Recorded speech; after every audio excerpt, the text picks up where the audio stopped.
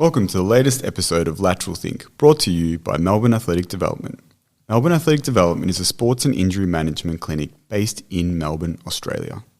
To maximise your performance, optimise your injury management, contact the team at Melbourne Athletic Development. As many of you know, Jack and I have a very diverse understanding across multiple areas of practice, whether they relate to sports performance, say for instance with my background in track coaching, or with Jack and his background in yoga practice.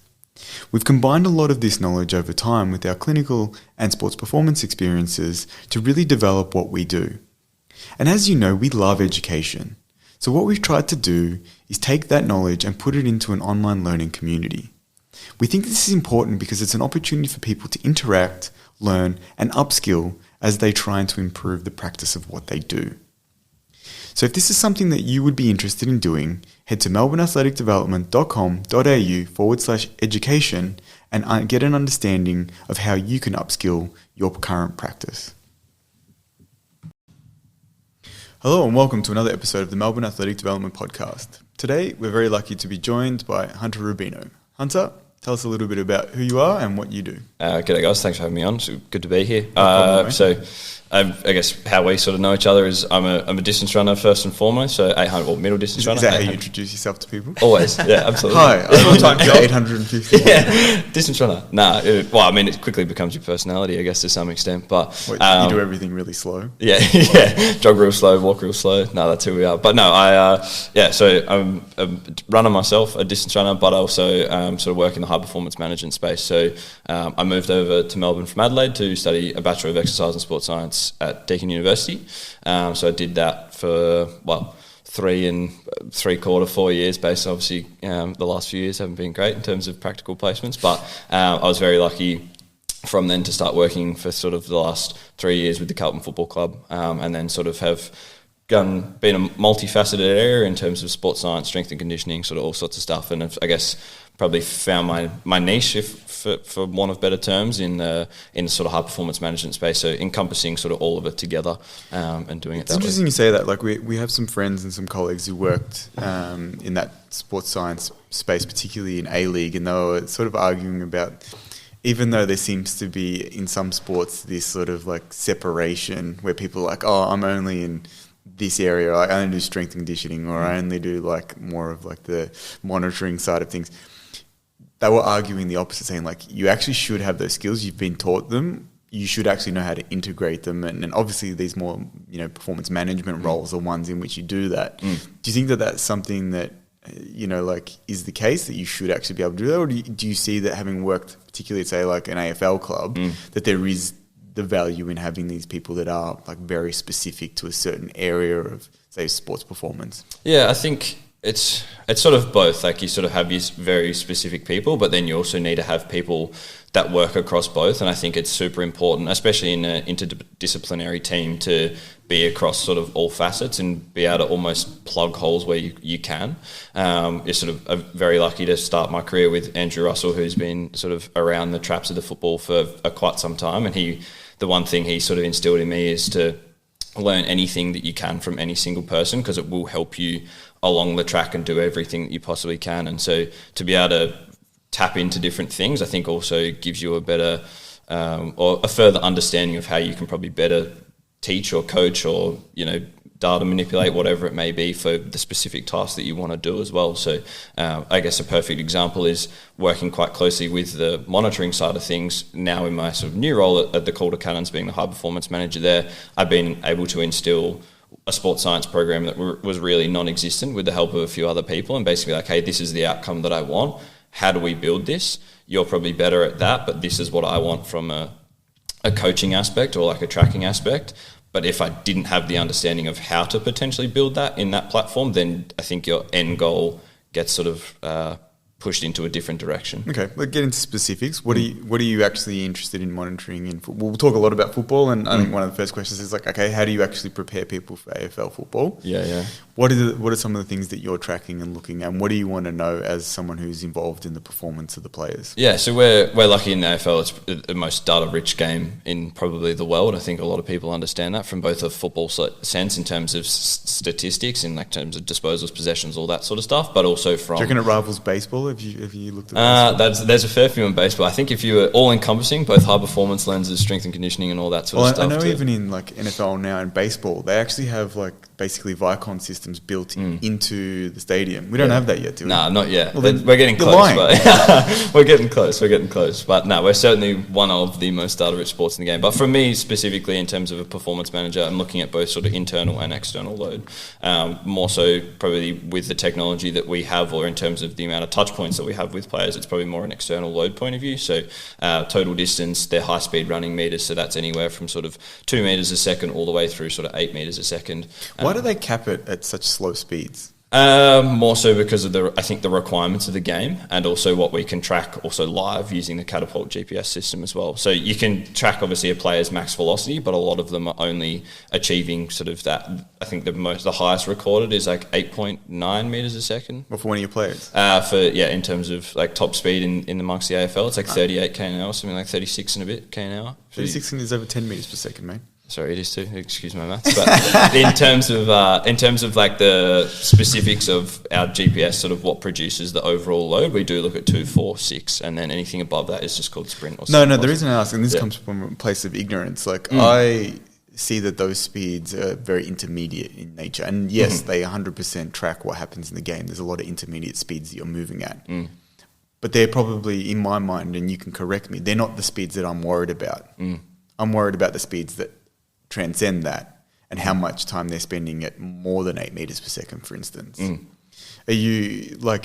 I've always thought that the parameters that they set, like how they have the zones. Correct. I always feel like they're set too low, and that measuring those numbers whilst you keep track of it, it's not actually going to change my management. Am I reading that wrong, or are you taking a lot out of those sort of intermediate speeds, between 6 and 8 meters per second? No, I think you're definitely taking a lot out of that, purely based on the fact that that's where, and it depends on, and we can sort of dive deeper into this a little bit later, and sort of how you prepare for AFL, but the vast majority of AFL players are spending sort of 1 to 2% of their time in those anything above 8 meters a second, or really anything above is probably 7 meters a second.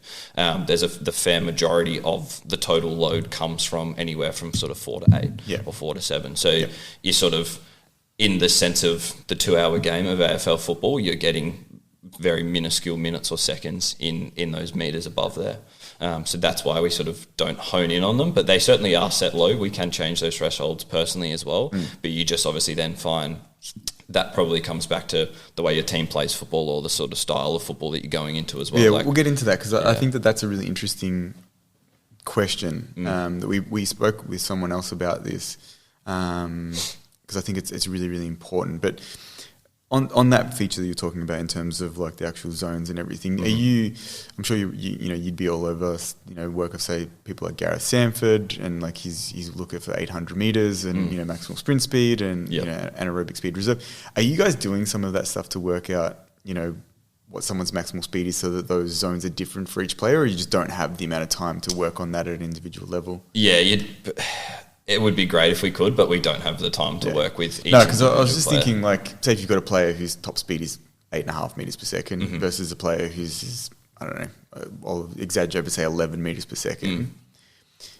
The percentage of effort that they're going at in those two speeds is so different for each of those two individuals. It's going to give you a much different outcome in terms of what that means for them in terms of their external load. Like one's working at 70% and one's working at 90%. Correct, yeah. And for those high speed athletes, are they the ones who will not so much spend time in those intermediate speeds? They'll either be walking or just sprinting. Yeah, the messy, particularly based on position. Yeah, pretty much. Yeah, it does come down to the positional requirements do play a really big part in that, and you do see that those people that are in those top echelon of speeds or the top end of it are your sort of more small forwards or some of your rebounding halfbacks, like an Adam Sard, for example. Speaking from a Carlton perspective, or a Jesse Motlop, they're the highest guys. So it's pretty much name dropping you. Just for some context for people, but that's they're either go on flat chat, or they're walking and just sort of the ball's completely down the other end of the field. And so, do you think that's something that's changing in the sports preparation and performance at, things like AFL level? I think that's one of the big areas for me from, looking at teams is profiling not only individual players' skill sets and capacities, but also how that fits into their role in the team and the way in which the team wants to play, and then mashing those things together. And the thing that I think about from a preparation standpoint, it's like, okay, this is what kind of running you're doing for your conditioning. This is the kind of running you're doing. This is the kind of, because I don't need, the full forward who's 110 kilos to be doing the same sort of running as this person. It might be more high intensity, or it might be whatever. And it obviously varies depending if there's someone who's going to push up the ground and go to the wing to sort of open up the forward line or whatever. But is that really changing? Is there a lot more of that separation, or is it, all right, everyone we're going to run the 10? Yeah, there is and there isn't. There's definitely a lot of individual profiling amongst athletes, but I think it basically folds back into what is your role. So there's the team profile first, and I really think the biggest thing and the best way to sort of prepare, and sort of ties into a few other things, is the best way to prepare is have a really, from a high performance manager's perspective, is have a really sound understanding of how your team is going to play football. And then from that opens up another question, because I was thinking about this from a coaching point of view for track. It's like, do you coach the person based on who they are as an athlete and their profile, or do you coach them based on the event? Yeah. Right. And what you're saying there is like, if you're coaching them for their role in the team, you're maybe coaching them more for the event. I still don't know where I stand on that, but like, have you thought about that kind of concept? Definitely have. And it's sort of, again, it comes back to the amount of time that you have to work with each player on those individual sort of traits from a performance manager perspective. You've also then got to think about, they have their education perspective from a football learning sense, they have their specific skill development point of view, but where the players can sort of get that individualised coaching or more training for the player rather than the event or the team, for example, is in those sort of like small-sided games where their skill set is probably going to shine through a little bit more. So you can sort of coach them then to be like, okay, well, your first three-step acceleration is what sets you apart. So then when you think about, all right, get your ground ball, that's where you start. That's where you work on those individual traits, rather than, okay, here's our conditioning block. You do this, you do that, you do this, you do that. Are you having lots of very open conversations, say, with coaching staff? And I'm going to ask you the difference between working now in development level, and obviously, at Carlton, your role's not as senior, so I don't know if you're in these conversations as much as well. But like, when you're preparing players, speaking with the coach and being like, this player, I want them to be able to do this, right? This is their role within the team. Can we, bring this forward in terms of how they actually do that from a physical output point of view?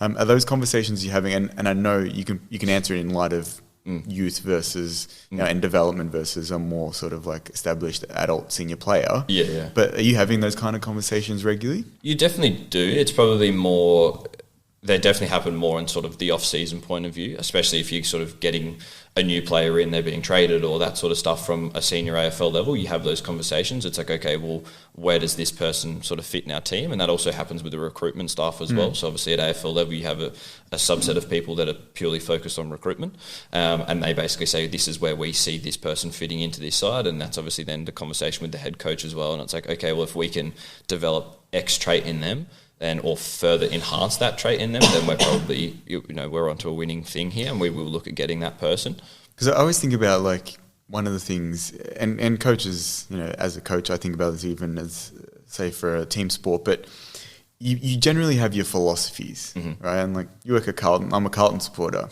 They got absolutely pumped last week, right? And they were criticised very much for the game style, right? And unless the players really don't know what they're doing, which I doubt, it's probably coming from what the coach wants them to do, right? Asking them to actually play in a certain style. Yeah. How much of what's going on in terms of your physical prep and performance prep is being driven by the coach's desire to play in a certain way versus what the players are actually capable of doing? Because I think they're two different things, sometimes you're like, coach wants to do this, but these players, like, say if it's like a run and gun style of play, you've got to have, leg speed. Yes. Right? And you're like, no, well, none of our players can even hit 9 meters per second. So maybe you need to reconsider your tactical thing. Is anyone, and I'm sure it's probably, Andrew Russell having that conversation, like, yeah, mate, I don't know if we can get away with that style of game. They're like, and for you might be having that conversation at Calder Cannons level. Correct, yeah. You certainly are sort of having that conversation, but it's basically like, this is the way that we want to play. These are the style of athletes that we have in, and now it's your job to make them ready for that point of view. Yep. So you do have that conversation, but then it also comes down to, all right, well, that person probably doesn't suit that from my performance perspective.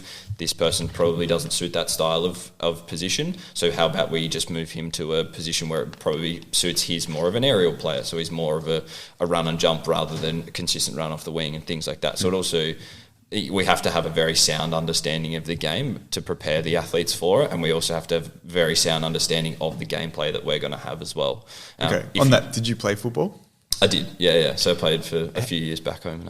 How much do you think that influences your understanding, and do you think you could have done this sort of role if you'd only had a background in track? It influences it massively, probably because I lend it to have a bigger role than what other people may do, because I like the football coaching side of things, and that's the way I think it best works for me, to be able to work transitionally across both of them. Not that I'm out there sort of teaching them kicking technique or anything like that. But you understand what is being taught. Correct, yeah, I understand what is being taught. And then also as well, I think, if we look at, say, kicking, for example, if there's one player that's like, I have a deficiency in being able to kick really long, well, I can then break that down and be like, all right, I understand why, but if we look at your sort of, again, like leg speed or velocity of your legs, we can try and improve that in a gym setting as well, if that's what's the piece that's missing for you. Can I ask you a question? This is a dumb aside.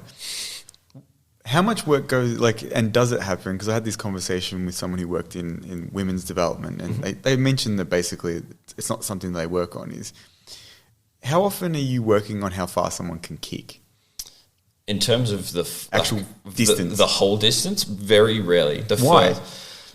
You can't tell me that in the game of AFL, if you can kick an extra 10 metres, it's not useful. Oh, no, you're 100% right. How changeable do you think kicking distance is? It is. I think it's probably extremely changeable. You can why doesn't it get trained? But I think it then comes back to, you make a very good point. It probably comes back to can you control that? If you're then training to kick as far as you possibly can. No, you're not going to kick. You just, because every time you get the ball, you're not just going to try and boot the crap out of the ball. I'm saying everyone knows. But that's what you do then. You go look, I might have missed a target, but look how far I kicked it. It's changeable, but then to an extent, you got it super far, but did it go anywhere that's in a markable position? But I imagine it's also one of those things of, out of all the variables of things that you can work on, where do you prioritize that? Yeah, correct. No, but I don't know. I've always found that one interesting because I feel like it actually is often a game breaker. Especially, look at, it was a Carlton player, but someone like Zach Tui, right, from Geelong, can pretty easily kick the ball 65 metres, right?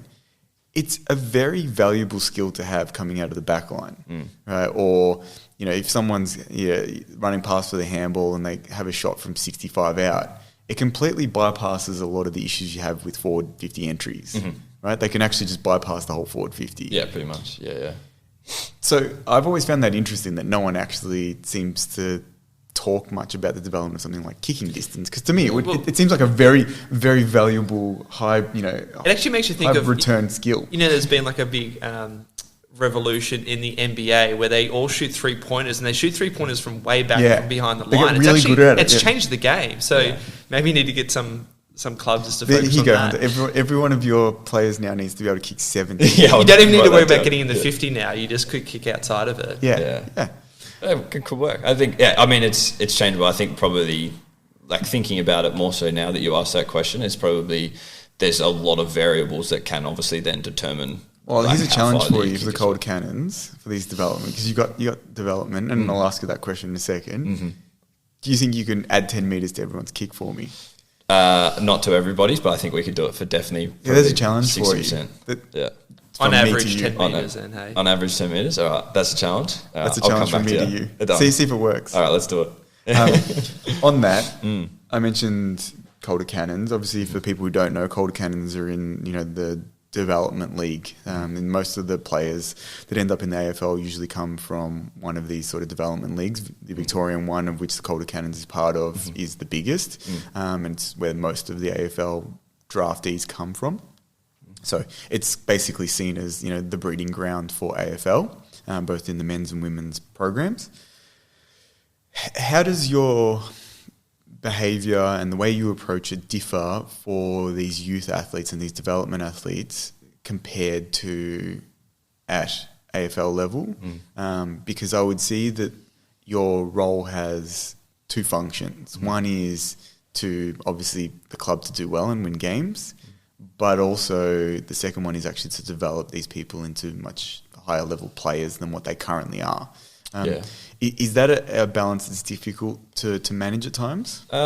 It can be, yeah, because we're working. Can they be separate things? Yeah, they can be. I think. Yeah, yes, they can be separate things, and I think the reason that they can be separate things is because we work from such a big range. So we start with under 16s and we work all the way up to under 19s. So a lot of these kids, and a fair majority of my team at Calder, and it's the same across a lot of the regions wherever you are actually pretty much just professional athletes this year, because they've graduated school, they're sort of turning 18, or they're going into their draft year, but they're early in that sort of they're early in their learning in that sort of sense as well. So they can become separate things, you're right, because we spend more of that developmental time with those 15, 16, 17, maybe even 18-year-olds, and then your team is filled with sort of, I think it's the maximum you're allowed in season is 5 per game of 19-year-olds, and then sort of 18-year-olds that are pretty much just training full-time and trying to make footy their goal. So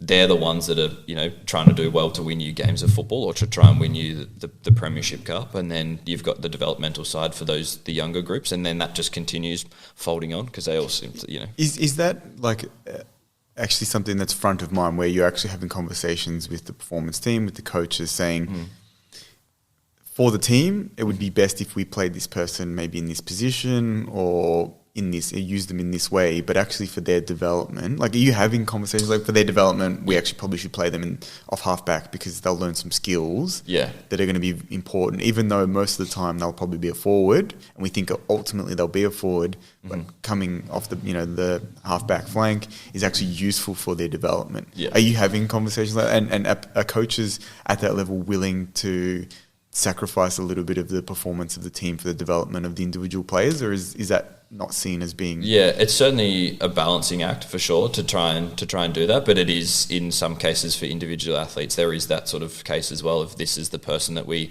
think will develop best here, but we should probably play him down there, and just like you've said, so there is that sort of, there are those conversations happening. It's really good to see. This year is, I'm pretty sure this year is the first year where every single head coach is full-time. That's their only role.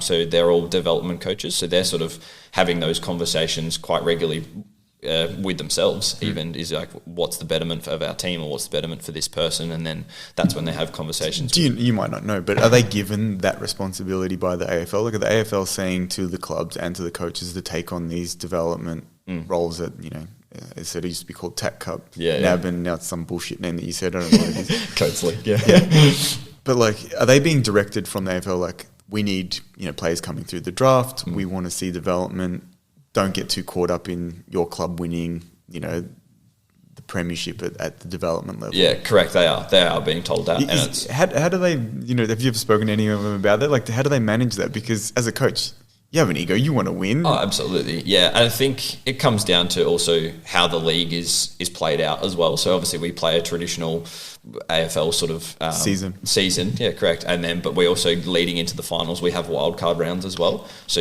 you can finish on top of the ladder and then lose wildcard, and like, you'll still make it on the top of the ladder, but you could have someone that finishes bottom, wins the wildcard game, and they're playing finals footy as well. So there is a lot of uncontrollables in sense of like winning the cup, and you may have that, but they are, they're sort of spending a lot of time thinking about the development of the people. And so overall, like, being in that environment, is it very much like, do you sense, okay, this is a development team, or is it like, no, we're here to win, boys?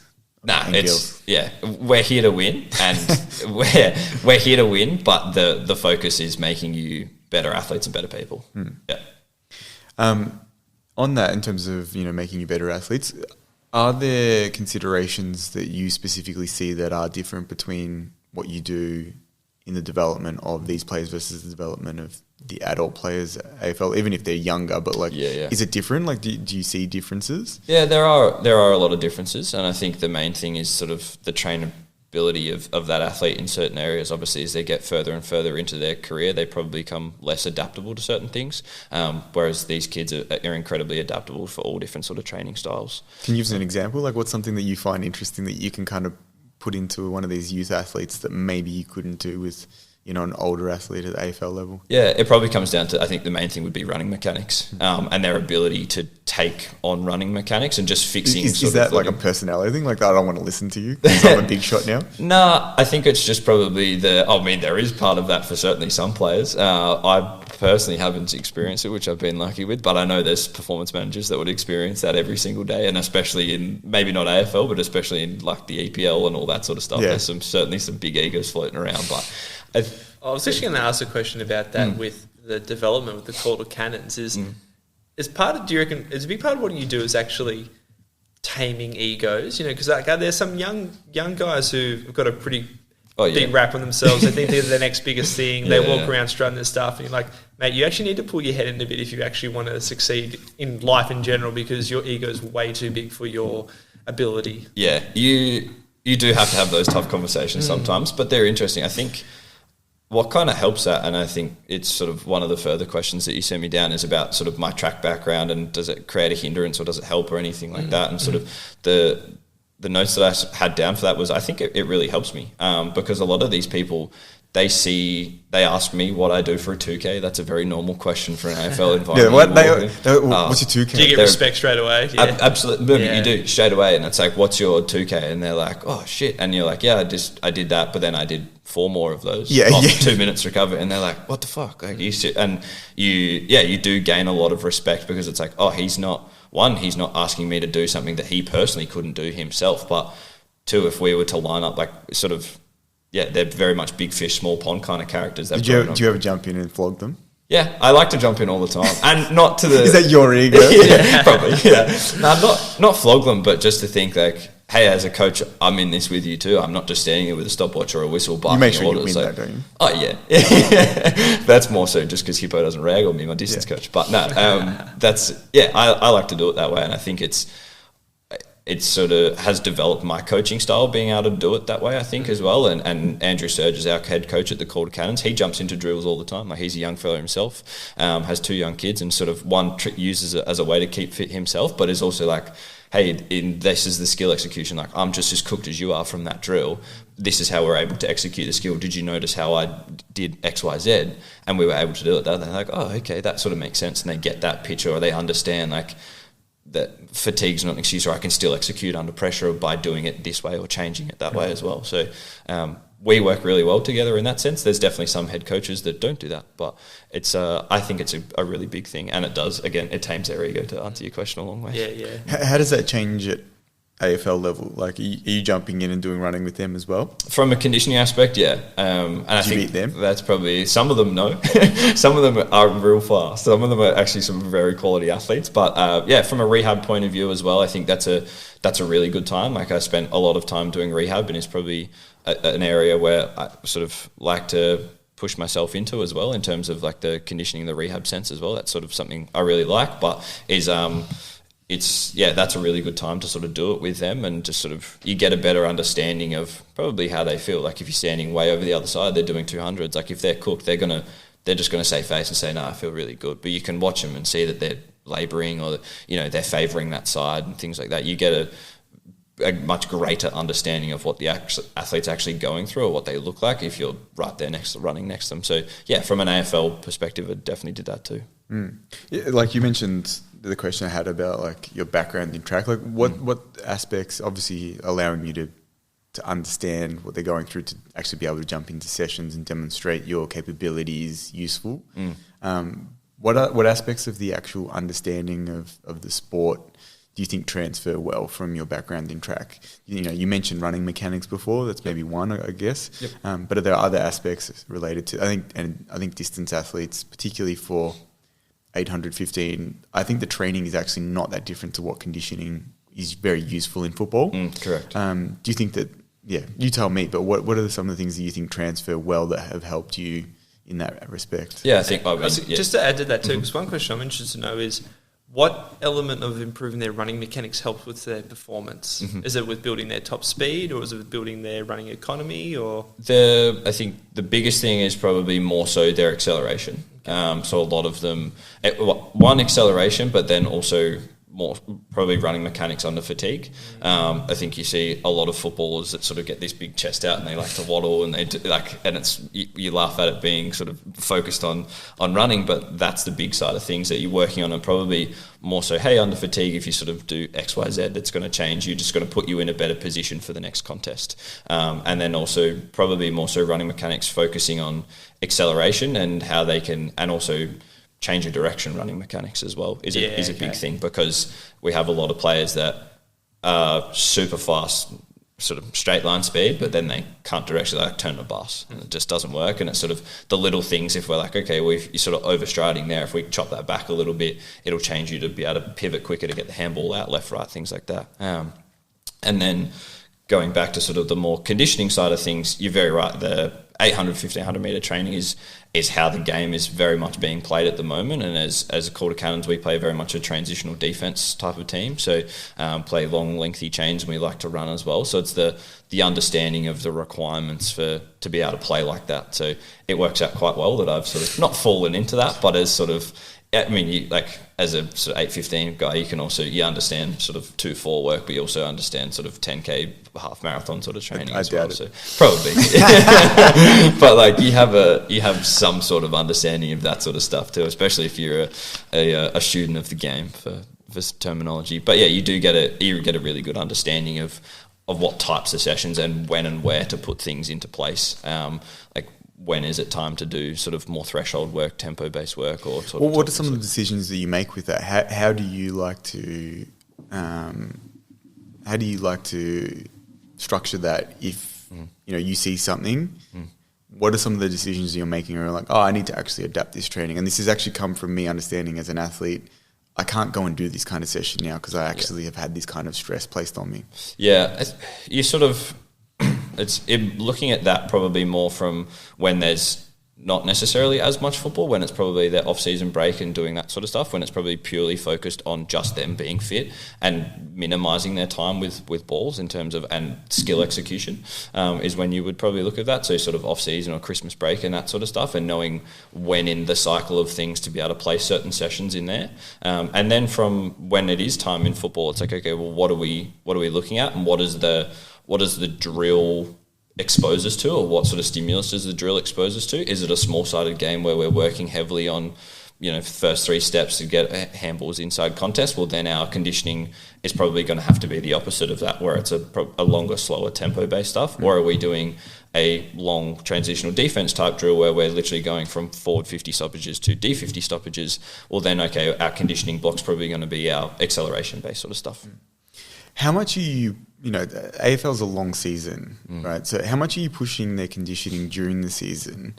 Because I recently finished a book that was on baseball. So I brought up baseball earlier and the technology and monitoring. But it was talking about the fact that, like, this team, you commonly do a lot of, say, like your conditioning tests in the preseason, and you never go back to them, right? Yeah. And this team decided they were going to redo it. Now, their preparation for the game, and they were playing better, but if you actually measured a lot of their, say, conditioning, it was way worse, like halfway through the season.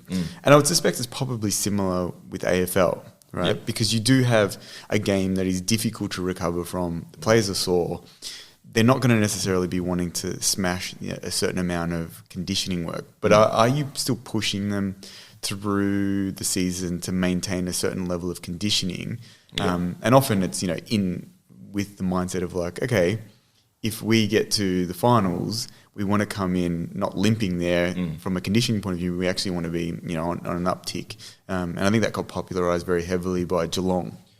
I think it was Geelong, where they were literally like, we're happy to throw these 3 or 4 games if we have to, because we're in like a heavy block of training. And it seems to be something that they've continued to do. Yeah, well, they were sort of, last year they were 4-4 in round 8 and then went on to be undefeated. So, and it ties back into sort of, they were happy to probably throw those first 4 games of the season because of their conditioning block. And I think with the game of AFL is, you have a really good opportunity to microdose different types of conditioning blocks in there. Looking at it from the Calder Cannons perspective, we also have an interesting area where we have a lot of community breaks, because obviously they have APS footy and all that sort of stuff where they're required to play those games. So we have community breaks. So there's probably there is a greater reliance on us giving them conditioning sessions in those community breaks, because may play. Is that helpful for you actually? It actually is. Yeah. When I stepped into this role, I first saw it as probably a little bit of a challenge, because I had a good understanding of when to microdose from a continuous season. But looking at we're 2 weeks into our 4-week community break right now, and looking at it, it's actually probably a little bit of a blessing in disguise.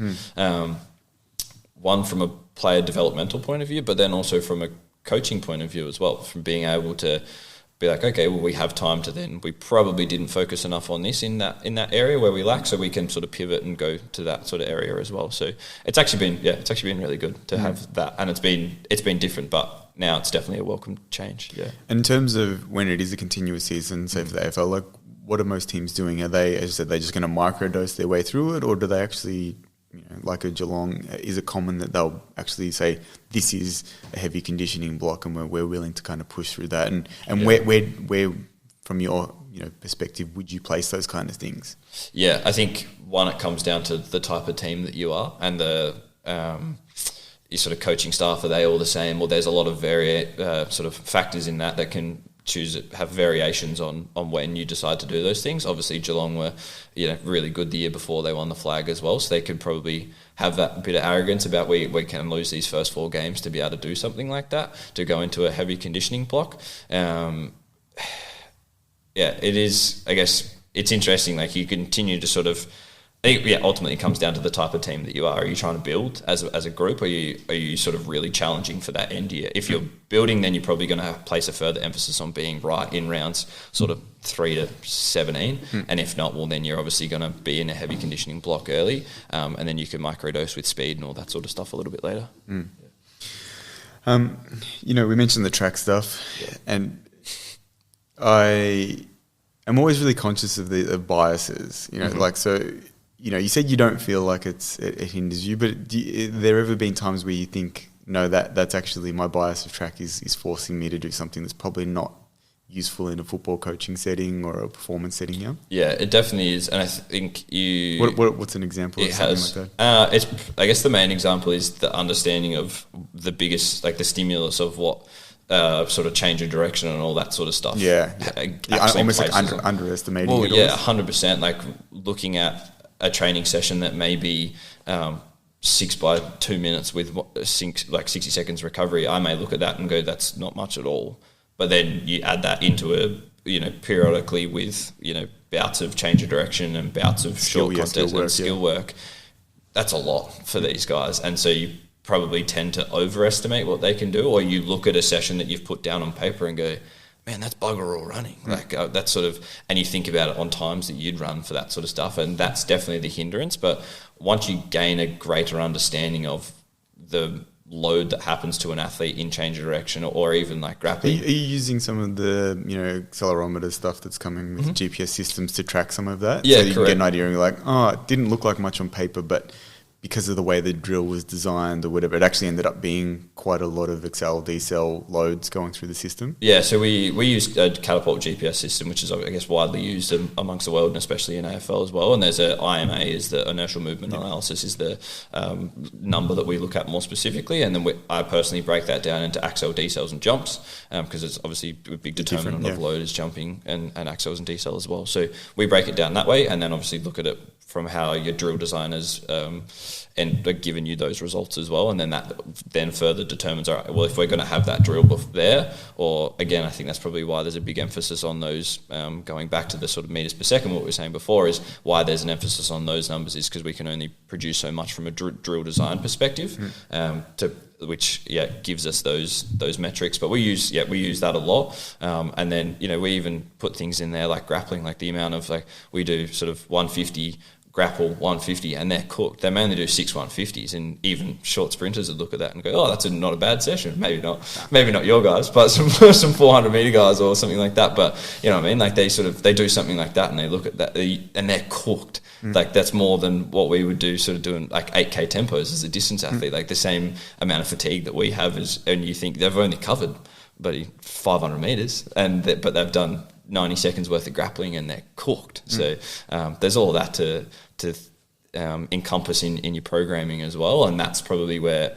early on track was a bit of a hindrance for me, or my bias towards track, because I was thinking, oh, these guys can do that, that's no worries, and probably coming in with a bit of naivety to the AFL level, thinking these guys can cover anywhere from sort of 12 to 17K a game. Like surely they have to be doing sessions that are close to that or close bigger, to that, but purely just from running. And then you think, that's like, that cooks in that stuff, and you don't understand that until you're doing it as well. Well, is that a limitation? Like a question that I have is that injury rates in certain areas are getting better, but in others they're not. Mm-hmm. And is that because maybe we're not pushing them hard enough, right? Like I feel like there's so much more discussion now, and Jack's an NBA fan of like load management and people missing games, and I don't know what they call it. They call it load management. Well, I don't really follow it that much now, but I think that's essentially what they call it. Yeah, but there's so much more understanding of that, and I think the players too. Weirdly, I think the AFL players are sooks. The AFLPA's taught them all that they can sook about anything, but. Are they, is their preparation kind of being limited by the fact that, they're a little bit more sensitive to some of these measures and the monitoring and going oh, I did a lot of load, maybe I shouldn't be pushing so hard? Or are there, like there are in track, these sadistic people who are the more the better, let's just keep going? Yeah. I think that, potentially it has placed a bit of a, the numbers and that does place a bit of taboo around the type of work that they can do, but I think it's also the type of performance manager or coach that you are, and the understanding, I know from my running, and this is where it sort of helps me a little bit, is sometimes you just have to get this work done. Mm-hmm. It may be shit and it may suck and it may be a bloody long session, but you just have to get it done. And whether it blows your load out through the roof, you need to overreach in this aspect to achieve that.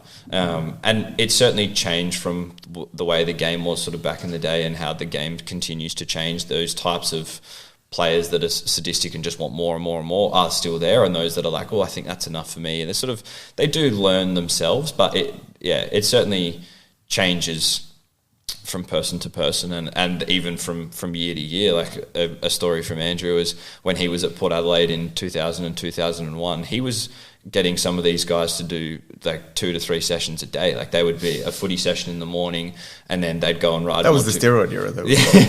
Maybe West Coast Eagles. No comment. No comment from me there. But they were doing skill sessions in the morning. Then they were in Adelaide doing bike sessions in the afternoon, where they're doing Montefiore Hill, which is sort of about 3K of 4.5%, and they'd do repeats of that, and then he'd get them the next morning to do 6 by a K, and then they'd go and do. So the players have gotten soft, is what you're saying? To some extent, potentially. I think it's more the way that the game's going, or the better understanding of the requirements from each person, and maybe probably placing a reliance on more individualised profiling rather than team profiling. Being I can get this out of that person, and that's going to help the team in this way.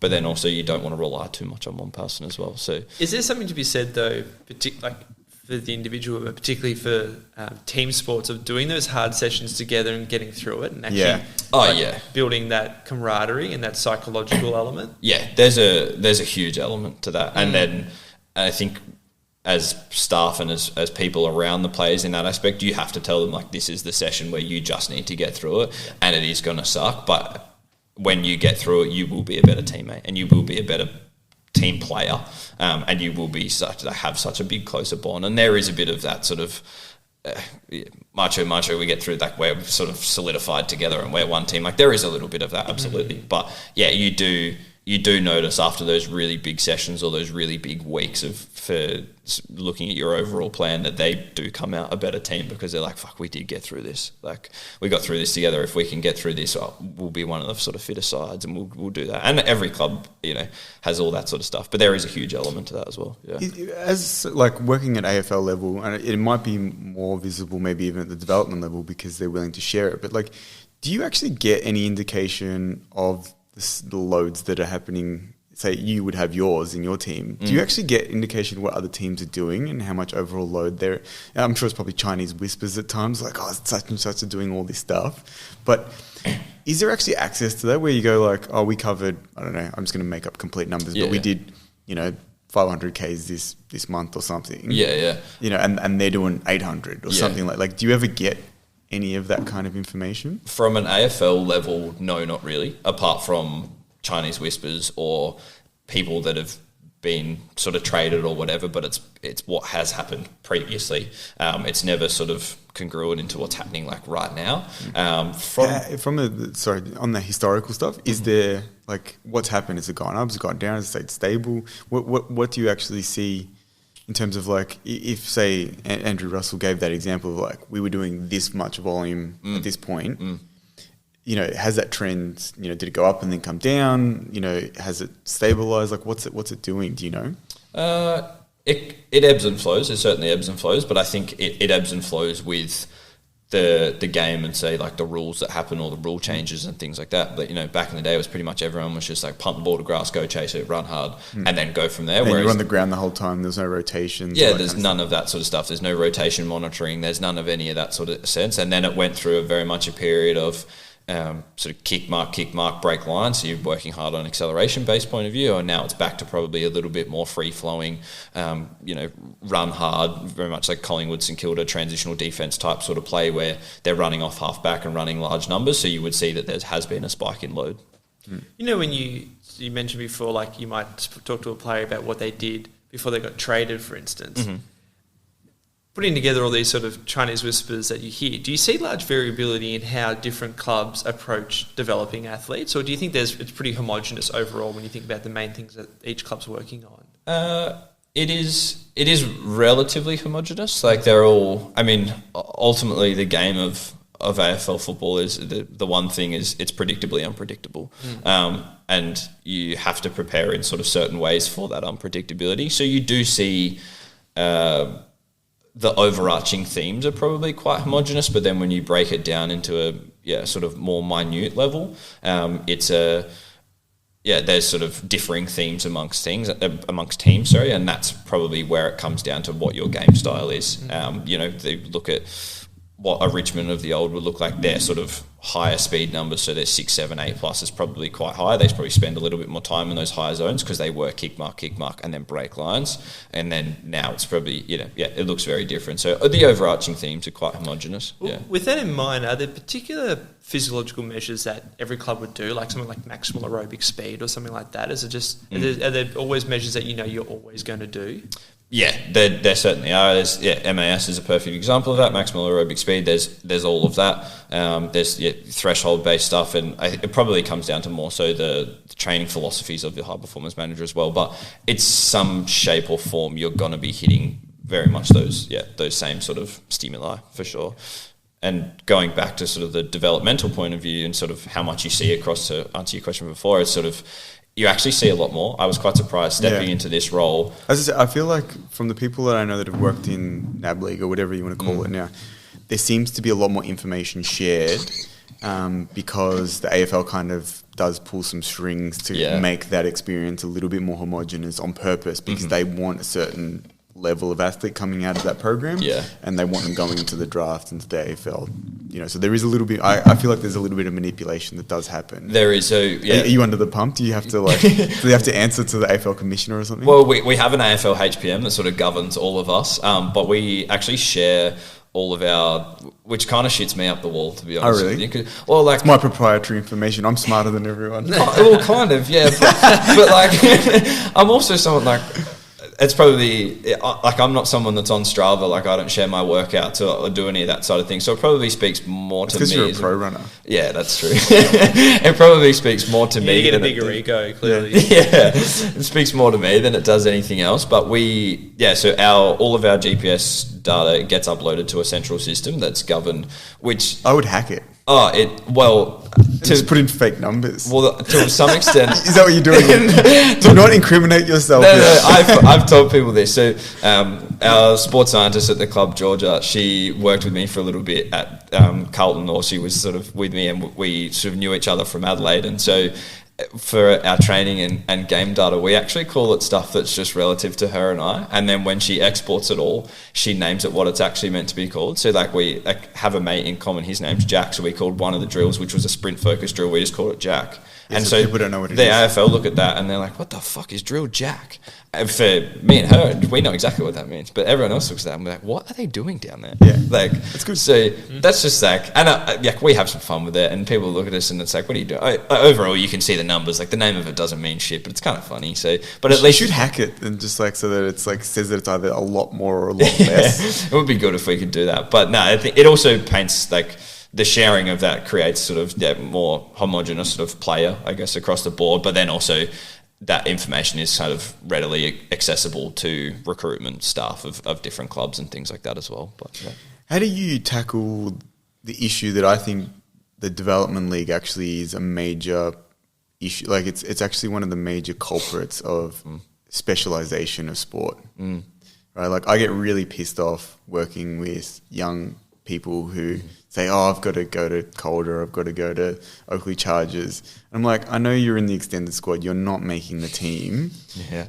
Why are you training in mid-September when the season for everyone's finished? Yeah. Go and do your cricket or your volleyball or your athletics and stop dicking around with these guys who are pretending that you're going to get drafted. How do you manage that? Because I think that there's a lot to be answered for with these clubs, like one of which you're working at, where they kind of string people along with thinking that they're going to make the AFL when they're probably not. Yeah, that's a tough one, more so probably because where it comes to, like, you can kind of get picked up from anywhere, so you ultimately don't know if that kid's gonna go. Like, there's Jack Hayes, a player at St Kilda currently. He'd played sandful football for 4 years. Like, he was still playing footy, but he was also playing cricket. He was doing a few other things.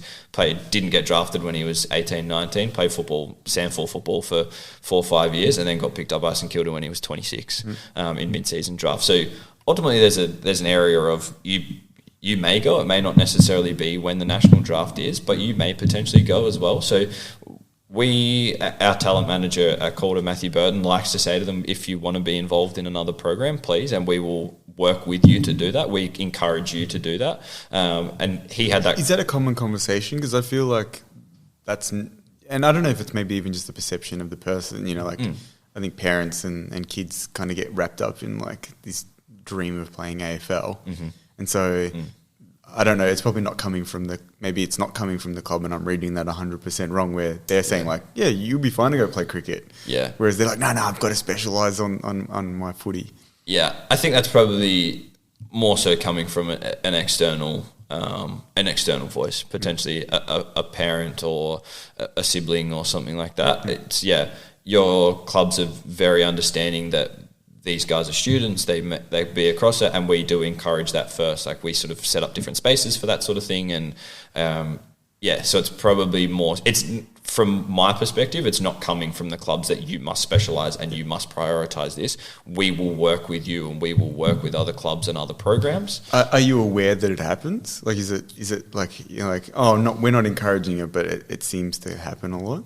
Yeah, you are aware of it, and it's because they're the ones that are very incessant in terms of like, what do I need to do for football to do this? I'm like, go and shoot hoops, or do something, like, be a kid at the end of the day. So you certainly are aware of that, but it also probably then comes down to, well, what's that kid's probably home life being like a little more, and that's when you're probably overstepping the boundaries of... Well, maybe and telling someone how to calling do it. child protective services. But yeah, you certainly are aware of it for sure. Yeah. We're going... Yeah, we're deep here, but let's. I want to change tact in a second, but I asked you before about injury. Mm-hmm. Obviously, you're still early in the game, but like, what's your reading on the current injury rates? They don't seem to have changed significantly. What do you think? Is that just as you said, the variable nature of the sport? It's a 360 sport. It's high speed. There's high impacts. Lots of excel, decel. Is that just something that there is a baseline level of injury, soft tissue injury, joint injuries that we're just going to keep seeing, or do you think that us as professionals actually do have an ability to improve that over time? No, I think we definitely... I'd like to think that we can improve it over time. I think we all want... Yeah, we want to. That's why we do what we do, I guess. Absolutely. Yeah, you definitely want to see it improve over time, and there is a degree of... Because the game is uncontrollable, there's a degree of that. It's like, well, there is probably a baseline where you're probably on a list of 48 players, probably always going to have 2 to 3 to 4 players on your rehab list, and that's just the unfortunate truth. Especially when these guys, they're running upwards of 16k a day sometimes, but they're also trying to do this. They're getting smacked by blokes that are 110 kilos or less. Like, there's so much of that you can't control that you are going to have that as well. But I think it comes down to probably the way that you prepare in both the gym and a conditioning sense as well, and trying to... What kind of things do you think... And you might have even seen this change in the time that you've been involved, because I know it's been 3, 4, 5 years. Mm-hmm. What things do you think you've seen that like, that actually seemed to work? It reduced our sort of injury profile versus the things that didn't work? And obviously it probably varies, but I'll give a dumb example. Would be like, okay, we tried to really push, I don't know, some upper body stuff, and we actually ended up with more shoulder injuries or less or whatever it is. Is there anything that you've seen like that in the time that you've been there, where it's like, actually, this has been, and maybe it's gotten better because you've found something and you're kind of just evolving that process. But is there anything that you've found that's actually been useful in that sense? I think the main thing is probably, I'm sure there's other people would have countless things to be able to say as well, but from my aspect, it's probably the shift in mindset around gym loading as well. It's probably gone from more of the way that I look at it is more from, instead of like a shift in, lift heavy, like sort of that sort of mentality, to more of a neuromuscular conditioning point of view. And how can we is this the influence of Franz Bosch and his annoying crap? Potentially, but it may be. So what does that mean? Yeah, in the sense neuromuscular. Conditioning them to the forces that they're going to be able to do that they have either they have to produce, or that they get sort of given to them in the game by somebody else's force, by somebody running into them. Like, how are you going to condition them in? Can you do that in the gym? You can to some extent by sort of like doing jumps where you're sort of jumping, then pushing, and then them landing, and perturbations, like all that sort of stuff. So you can, obviously it's not going to be as emulative as them going for a ground ball as each other, but you can over repeated efforts do that for sure. No, the reason I ask that is like, if that's the case and you're shifting more towards that, why don't you just do more sport specific training? I think it's probably the development of how the games, like the people within the game, have thought about the game of football. Have they thought about it as more sport-specific training, or have they left that just to the field coaches or the on-field people, and then the people that are in the gym or the fitness guys, for the like layman's terms, have thought about it as, we just have to be big to do those loads. It's probably a shift in also coaches' understandings of what we do as well. Instead of being like, no, we take care of that stuff, you just get them big, or you just get them to run fast. Yeah. Yeah. How do you see that integration working? Do you think where do you think this will evolve to? Do you think where everything that you see in the gym will look like something that's on the field? And, what if that's the case, what's the benefit of that? What are the limitations of that? The main limitation would be that you can't emulate 100% what's on the field, because the biggest determining factor of what's on the field is that it's somebody that you don't know what they're going to be able to do. It's an opponent. They might want to kill you. They might just want to be like, I'll just go in soft for this ground ball. You don't know what they're going to do. So that's the main limitation. There's definitely been a shift into how things look in the gym, look on the field as well, but ultimately you still have to be able to just like do those lifts as well, those main key lifts as well. So it's not going to get fully as to what's the reason I say this, and yeah. I say it like, I think one of the big issues that I have with gym training, anything that's not actually the event is not actually the event, right? So like any non-specific training, the whole point of it is not for it to be specific. It's trying to create a different adaptation. So I think it's interesting because it's like there's been this shift to people wanting to replicate a lot of features of it, you know, and I think that that's one of the things that I find interesting about the Franz Bosch stuff, which seems to really become very prevalent in team sport at a professional level, which I'm not a huge fan of, to be honest with you. Yep. I won't go into why, but I think the issue that I see with it is that like the gym was never designed to actually give you those features. It's giving you the features that you can't get from those specific things. So why are we now trying to replicate those specific things again? You know, I'd rather actually just do more football training if we want to do more. If you want more impact capability and dealing with impacts, why don't we just do more impacts? Yeah. That's the question that I have. Yeah, it's probably the thought around, or where I tend to look at it, is if you can't do it in a controlled environment, then you won't be able to do it in an uncontrolled environment. So to do more impact, a lot of them are super uncontrolled, and that's where I think a lot of our injuries are coming from, is because there was a sense of, let's just do more of the uncontrolled impacts where you don't know where you're coming from, and you're just putting the athlete at a level of risk. There's no baseline of what that will be. There's no... Yeah, I understand there's like those graduations of like, okay, we think that this, but I think the reality is, you know, if you look at even what is going on and you put that into some sort of like ecologically valid sort of situation, I don't know that, like personally don't know that any of that actually transfers. You know, it's like, it looks a lot like it and it smells a lot like it, but it's not it.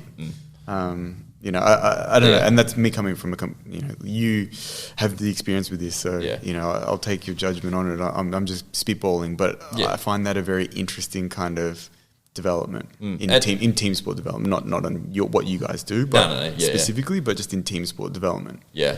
It's, I mean, it's all trial and error at the end of the day, potentially. If it does, that's what training is, isn't it? Yeah, exactly. If it does look like it and it smells like it, well, then you just bloody well hope that on game day that's what it bloody is. It's like, it's again, and you may find something that works and you may not. And I think, there's, with the shift in the style of training, you find that there's a lot more people doing sort of Pilates-based movements and all that sort of stuff, because that really sort of worked, those sort of multi-chain working from sort of toe to shoulder is trying to recreate those positions as seem to produce value for some people, and then it also doesn't produce value for some people as well. So that's where, and the gym setting as well is where you can get incredibly individualized. Obviously, as we know, it's the simplest way to be individualized with each person. All right, we're going to completely change tack now, because if our listeners don't know, you have a second job that you do, that you moonlight as a male model. Yep. Something like that. You are one of the very good-looking faces of UpThere Athletics. Tell us a little bit about what you do at UpThere, and I want to get into like your shoes and sports shoes and track spikes and running shoes. Because I feel like it'd be nice to pick your brain coming with that sports science background. I'm sure you probably have some insights that maybe some of our listeners haven't had a look at yet. Yeah, it's a incredibly deep and diverse world. The male modelling world. The male modelling world. Sorry. You haven't had experience in it, John? Not in male modelling. I'm surprised people haven't turned their videos off already. I work for UpThere Athletics, a running company or running shoe store in the city, located in Flinders Lane. I sort of look after. What number? Tell them the number. Wow, 179 Flinders Lane. Perfect. Yep. Get down there, buy your shoes. Yeah, please. We'll sort you out. But no, so I look after the store there, amongst my many other. How do you? I was about to say, do you sleep? You do a lot, yeah. I do. I sleep a lot. I prioritize my sleep, to be honest with you. I do a lot. I can't sit still. So this is why you're doing the conditioning sessions with the guys, because it's the only time you can train. It's the cheapest way that I've found fitness this year. Not gonna lie. Yeah. I look after the store there, and we sort of we have everything from your pure mileage day shoes to your pinnacle race day shoes as well. So we have a very diverse range and a very cultivated range of stuff there, from both footwear and apparel sense as well, and then a nutritional and gear sense and all that sort of jazz. As I mentioned, like there's been a massive revolution in shoe technology since 2016, basically. I think there was actually potentially even a little earlier. Yeah. In your mind, first question is, are you, gung ho with technology, or do you have a traditionalist slant and sort of think, maybe we shouldn't be pushing this too far? Yeah. I'd say I'm probably a little bit 50-50. Like in terms of like technology point of view, I'm certainly a little bit of a geek in that sense. I love like data and technology and what we can produce in that sort of sense as well. But I also do have quite a probably more traditional slant than what some people would do around. In what sense? The shoe technology. What's your opinion on some of that stuff? Well, I think a lot of it is just completely being overutilized for the wrong purpose. Your pure race day shoes or your carbon plated shoes with your P-Bax based foam, so say like a Nike Zoom X or a New Balance Fuel Cell for terminology, is being overutilized, one in products and also people's usage as well. Yeah, I noticed that a lot when they came in, that people were using them for like the training run, that you don't need that performance technology. It's like, that's a race day shoe. Don't wear that for every single session you do. Absolutely. I think it, initially at least, it led to some increased injury rates. Oh yeah, a massive amounts of increased injury rates, because we and still a lot of injury rates in running are probably accountable to that, because we just don't know the longitudinal damages that these shoes or technologies that are in these shoes are doing to our body. I've been involved in athletics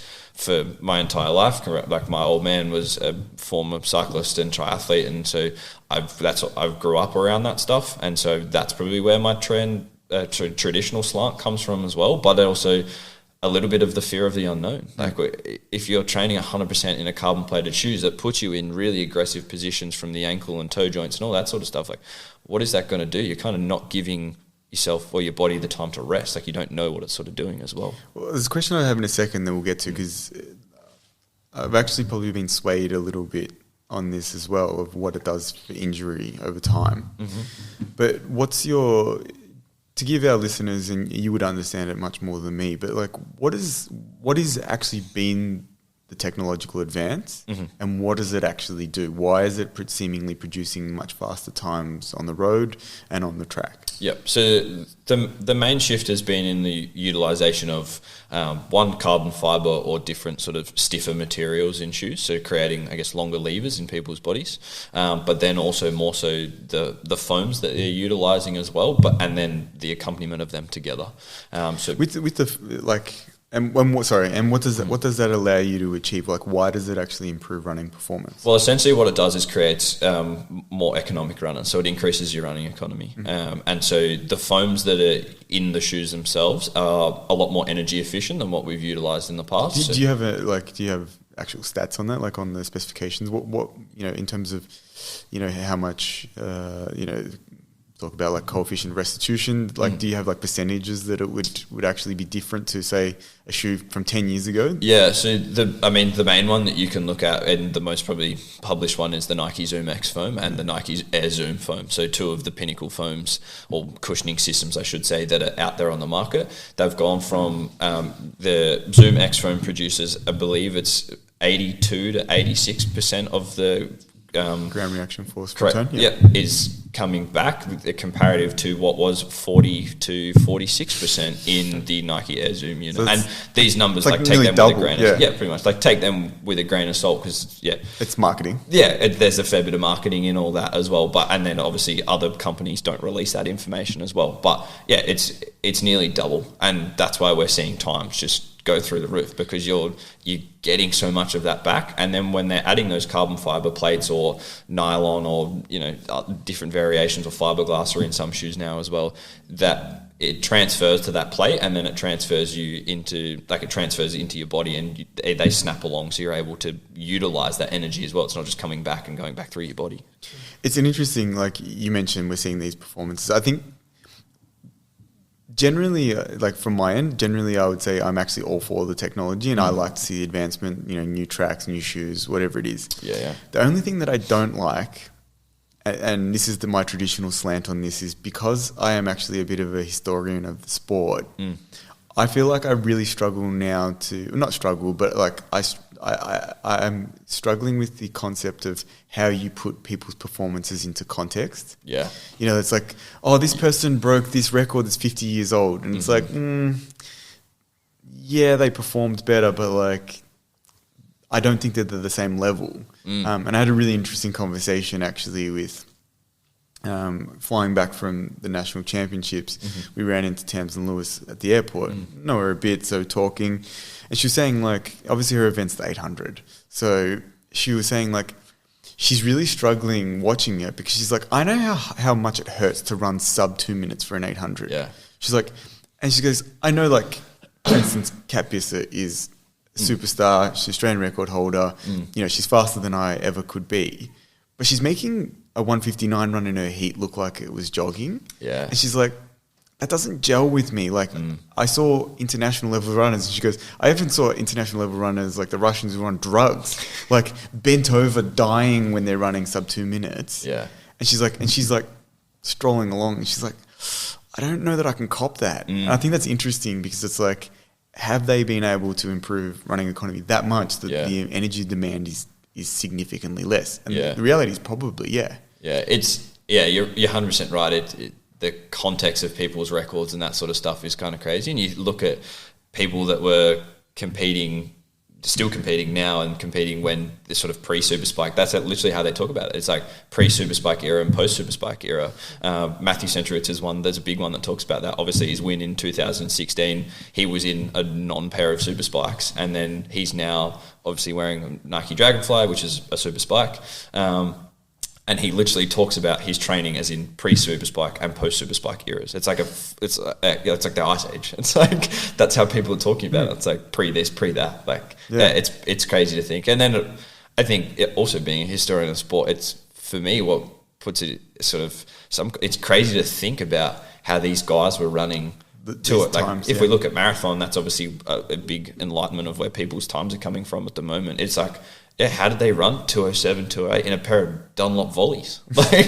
And now you've got guys like, obviously Brett's just broken the Australian record. And congratulations to him, but he was wearing super shoes. Like, it doesn't take anything. Like, he still did it. Like, and I'm all for him doing it. But it does put a bit of then there's a blurring of the context of things.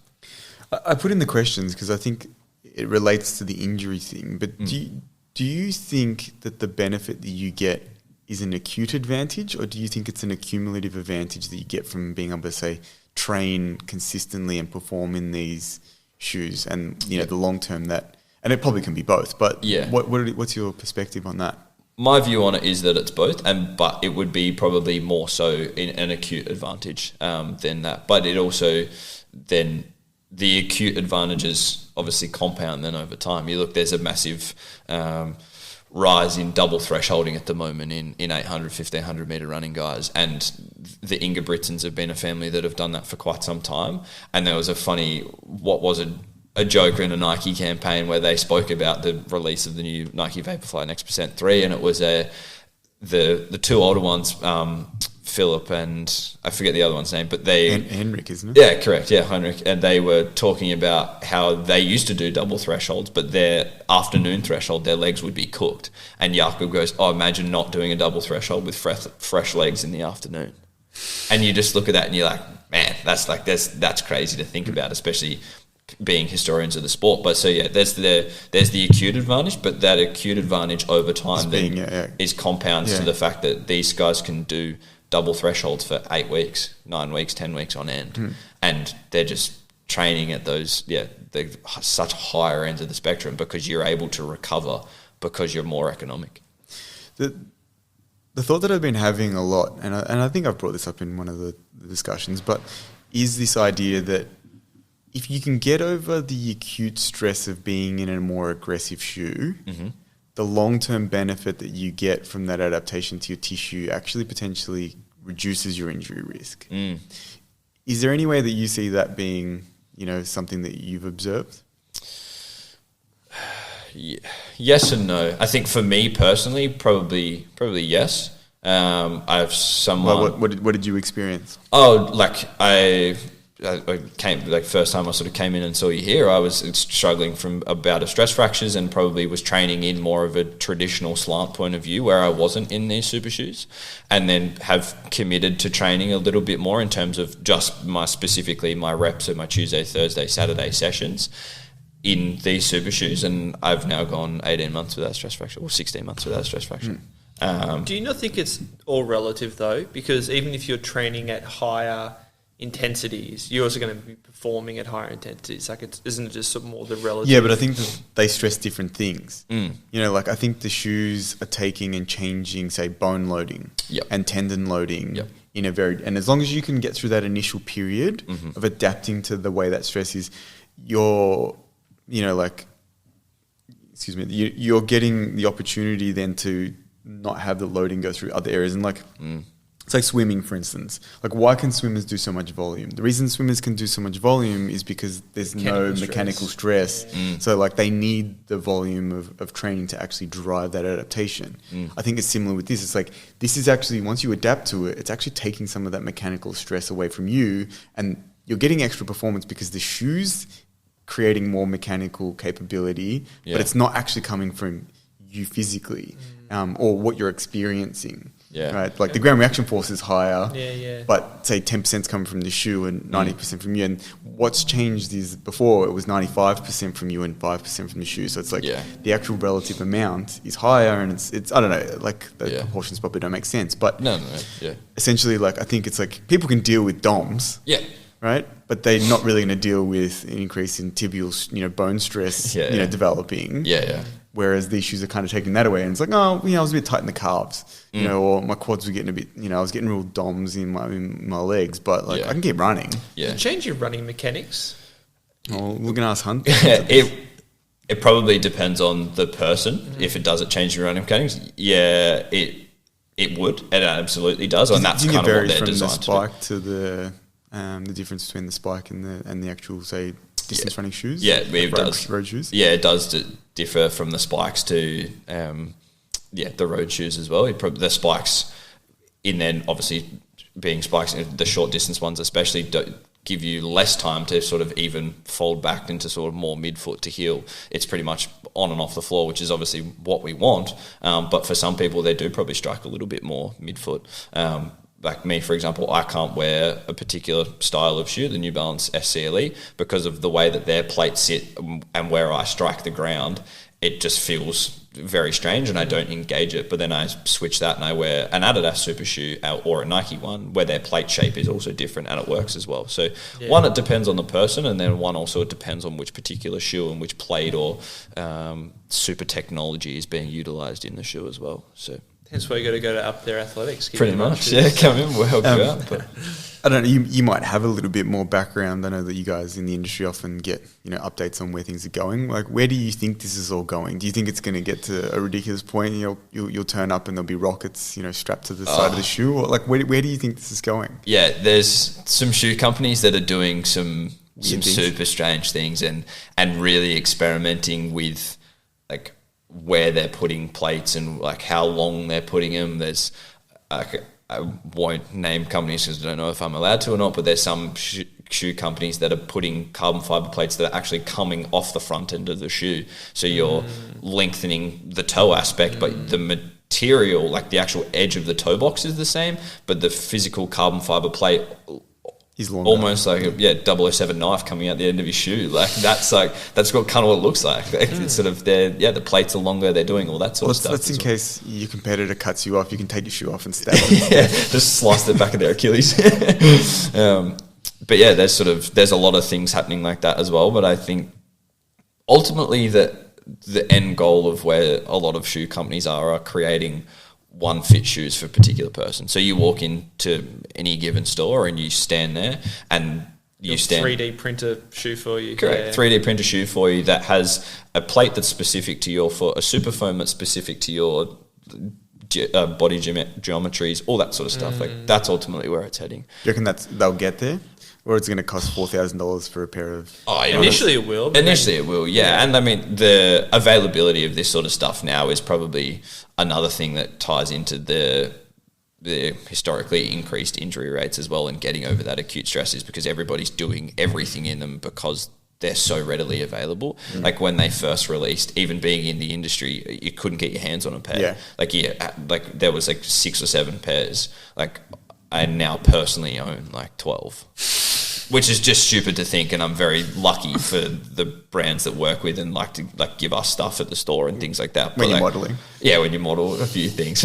Like they're just super available. Like, yeah, whereas going back when they first released, they couldn't, but that's the thing. Well, that's the thing that really changed even at a world athletics level was they were like, no more prototypes. Yeah. You know, like if you want to release a shoe, it needs to meet these criteria and it actually needs to be available for, what's the period? It's like a minimum period of time. Yes, I think it's a minimum of a season, which is anywhere from 2 to 3 months, depending on the brand. But then also you have to register yourself as a specific tester for said event. Yeah. So a whole bunch of guys, London Marathon was on just last Monday, a whole bunch of guys registered themselves as testers to run in Nike's new version of the Alpha Fly, so the Alpha Fly 3, which is still in the prototype phase.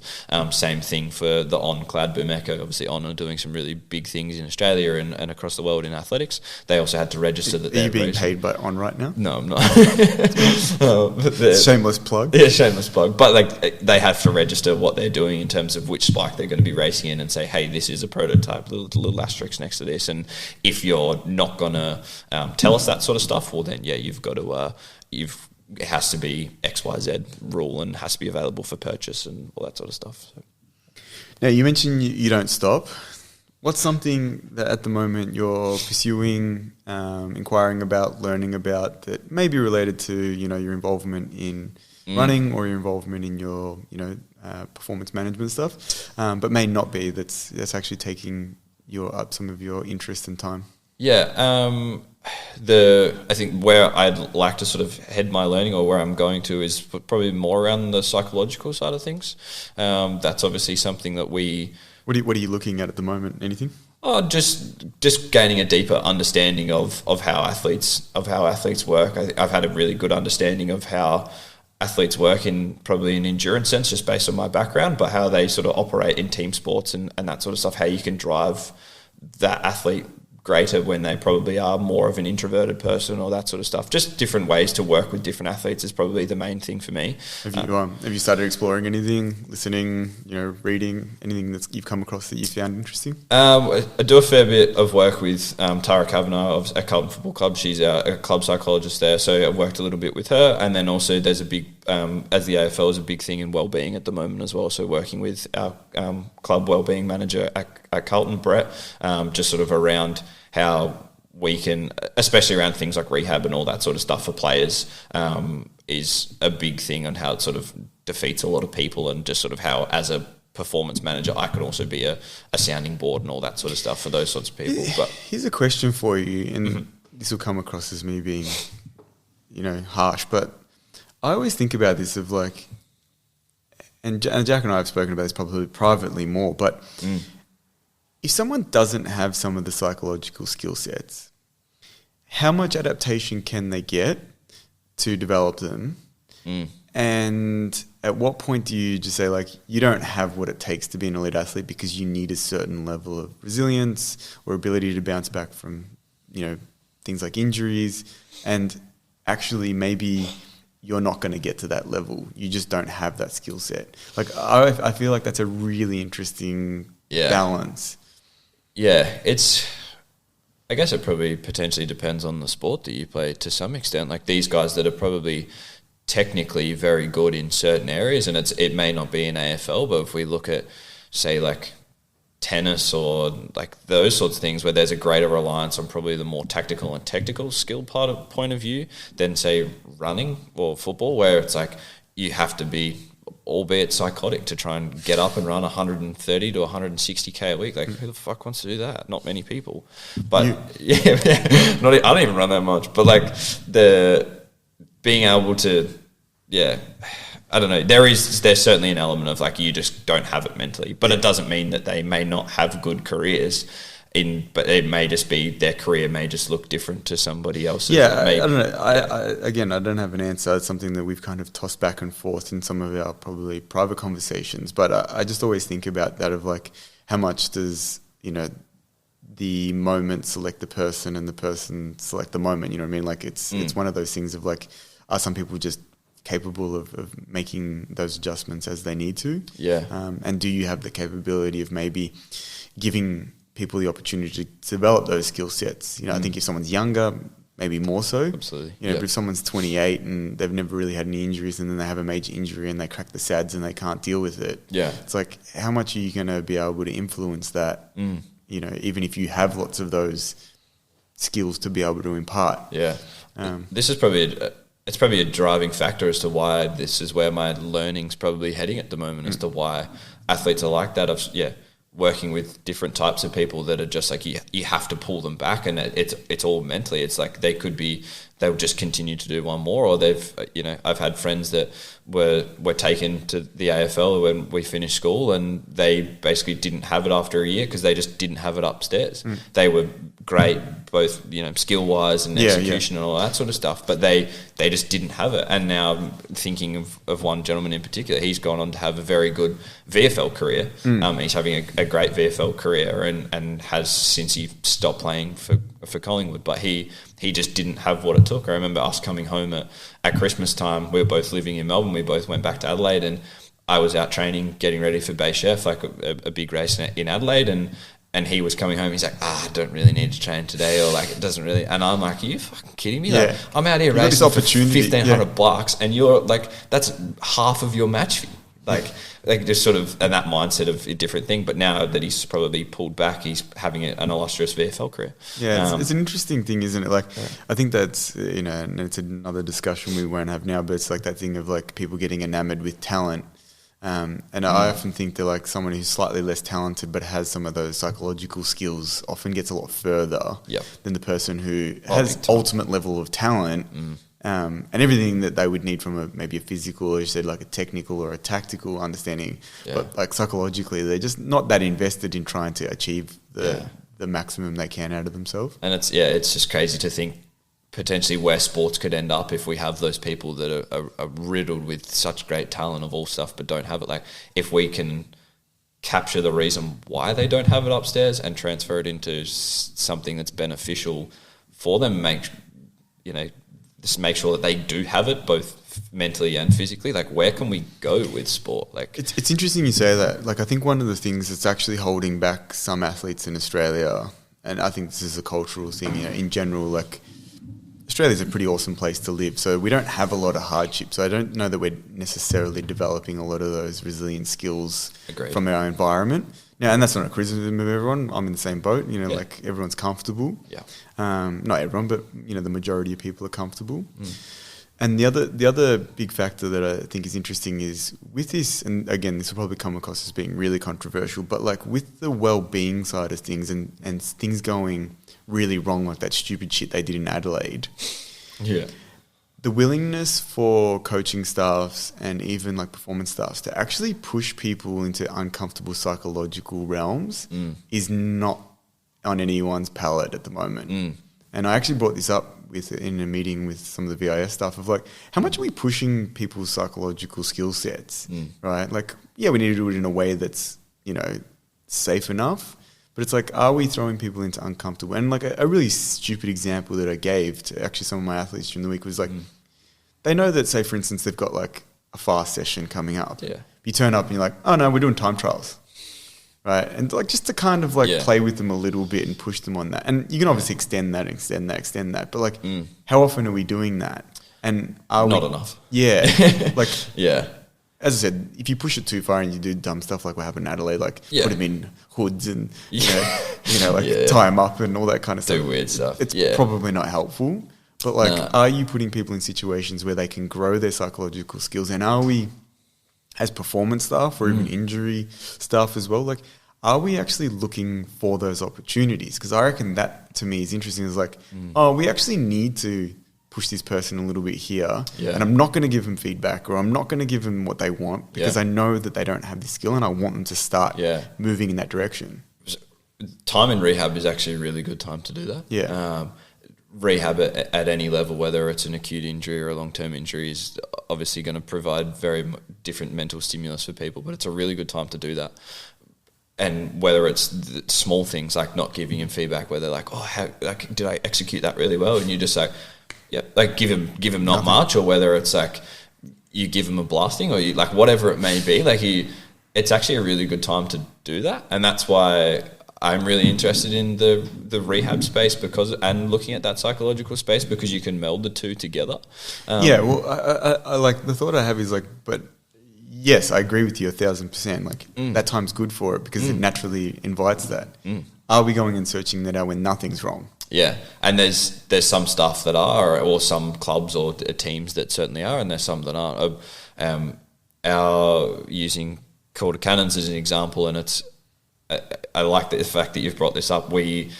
In our camp, we decided that our camp wasn't going to be a traditional camp. It was a 3-day camp. It wasn't going to be a traditional of, right, these are the 3 hardest days. I'm going to run you 200K in 3, like, just do dumb shit like that. It was, how do we, as a football club, grow as better people? And it was a simple exercise of folding into your vulnerability. And all it was 2 days prior to our camp, it was every member that participated, and you're encouraged to participate, was to send a particular photo in. And that photo that you sent in, you had to get up in front of people. Now there's 50 people on our list in terms of players, and there's about 15 performance staff that work across both programs, both boys and girls. And so you're up there standing in front of 65 people. Public speaking, people hate. It's always going to be something that people hate. And leaning into vulnerability of a photo that means something to you is what we did, and was our mental skills exercise.